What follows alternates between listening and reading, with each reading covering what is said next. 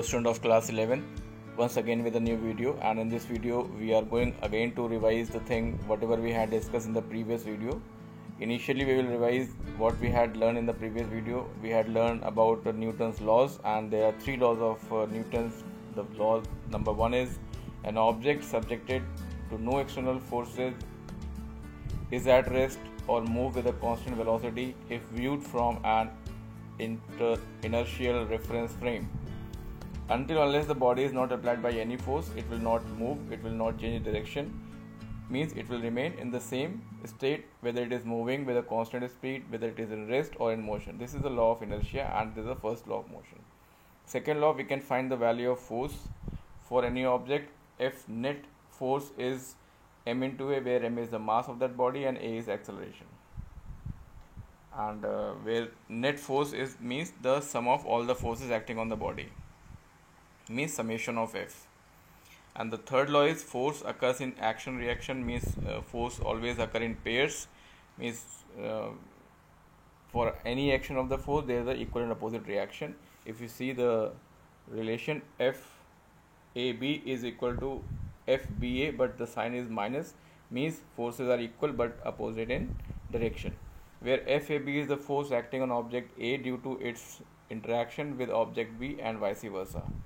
Means the symbol FAB means that force acting on an object A due to its interaction with object B. This is the symbol that the force acting on A by B.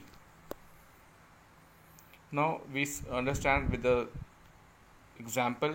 If you see that the girl is sitting on a chair, and what is the force of gravity exerted by the earth on the this girl? So the mass of the girl is 55 kilogram. The value of g, acceleration due to gravity, is 9.81 meter per second square. Everyone knows.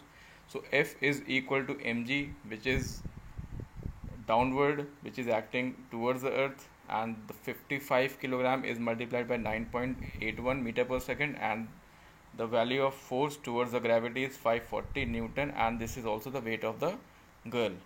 And the same force is applied from the earth to the upside, means this is the balance. So the girl is sitting on the chair and she is not moving. So this is the weight of the girl, with what we had find by multiplying the mass of the girl with the acceleration due to gravity towards the earth.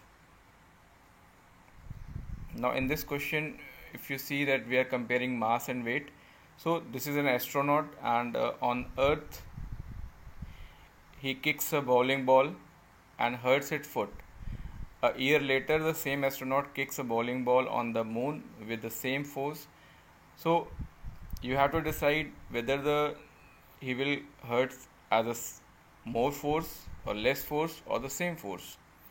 But if you see that the astronaut kicked the ball on the earth and he has kicked the ball on the moon.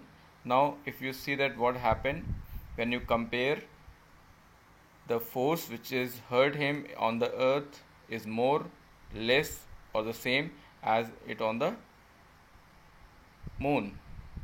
So this is the answer, that since both the astronaut and bowling ball have the same mass, the mass is not changed whether it is on the earth or whether it is on the moon.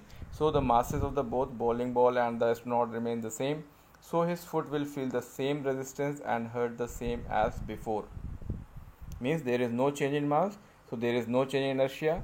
So the same force will be exerted by the ball on the astronaut as the same as on the earth. Next is, if he hold the ball above the surface of the moon and above the surface of the earth, how much force he have to apply? So if you compare, however, the weight of the bowling ball and the astronaut are less, because if you see that W is equal to mg and g on the moon is less than the g on the earth, means acceleration due to gravity on the moon is less than the gravity on the earth. So the weight of the bowling ball is less on the moon than on the earth. So it is easier for the astronaut to pick up the bowling ball on the moon than on the earth. Means the weight depend on the gravity and mass is remain same whether it is on earth, on moon or anywhere. So we can conclude from here that mass is a constant quantity and weight is a variable quantity. Next is we are going to learn about free body diagram. So Newton's second law says that for an object, if the force is there, then we can calculate the force by m into a. The relation is m into a. So before we can apply F is equal to m into a to any of the given object, we have to isolate the force acting on this object. Means free body diagram बनाने के लिए हमको सबसे पहले उस object को अलग करना होगा जिस भी बॉडी के साथ वो कांटेक्ट में है. This is a very first and important rule to make a free body diagram. Means that body should be isolated from any other body. So how can we are going to make a free body diagram? Let us understand with one example. See, here is a plank which is supported on the two surfaces x and y, or we can say one is we can say wall and the other is earth or floor. So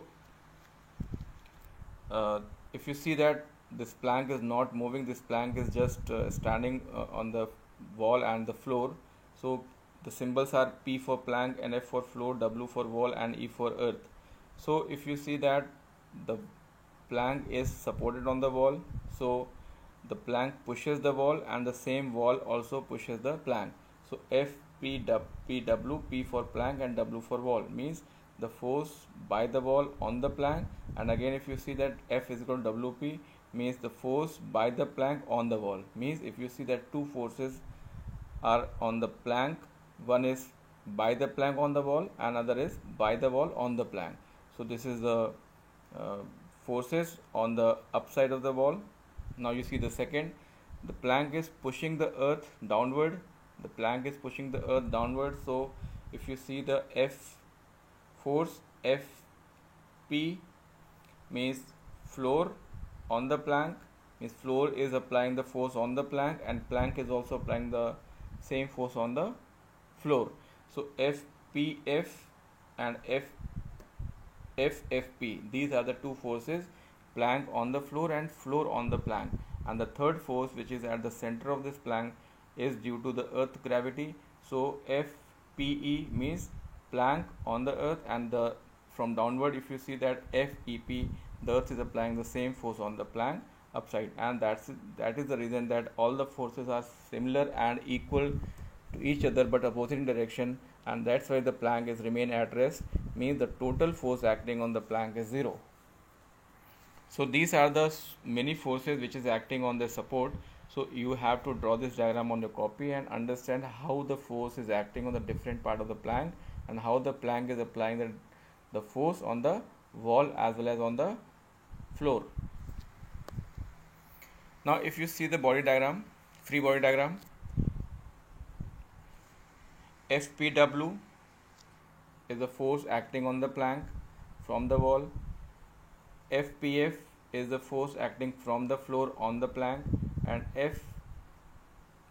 FPE, which is the force acting on the plank due to the gravity. So these are the forces which is acting on the plank if you isolate the plank from all the reference frame. So this is the free body diagram. If you see that FPW, the force on the plank by the wall, one force. The second is FPF, the force on the plank by the floor. Another is FPE, the force on the plank due to the earth. So there are three forces acting on this plank, and this is a free body diagram of the forces. So it is very important to understand how can we draw the free body diagram. So in these 3 slides I had told you that how can you draw this, but you can understand only when you draw this diagram in your copy and understand how the forces are acting on the different part of the plank. Clear? Next, if you see that in example the plank is not moving, so it means that there is no acceleration on the plank. So we can say that F net is equal to m into a. Since the plank has some mass but acceleration is 0, so the net force on the plank is also 0. So we can say that all the forces which is acting on the plank, the total is 0, means FPW plus FPF plus FPE is equal to 0. And this is the basic idea behind the statistics, which will we discuss in the coming weeks, how the body will remain at rest and how the body will move. So this is the way that how can we draw the free body diagram for a given object with all this environment. Now we see one example. The box of mass 2 kilograms slides on the horizontal frictionless floor, and the force of 10 Newton pushes on it in the x direction. What is the acceleration of the box? So if you see that F is equal to Fxi, means the force is acting on the x axis, and I is the unit vector and F is the value of the force, and you have to find the acceleration. So F is equal to m into a, so you apply this relation and you put in this relation, and you can find the acceleration on the box. So you have to solve that. Now if you see one example more here, how to draw the free body diagram. If you see one box is there on the floor, so how many forces are acting on this? One force which is by the box on the earth, that is BE. One force is on the box by the earth, that is F. BF means the box is applied a force from the floor, and other is FEB, which is from the earth on the box. So there are different forces acting on the same box, and so many forces are acting on the box. So how can we draw the free body diagram? If you see here,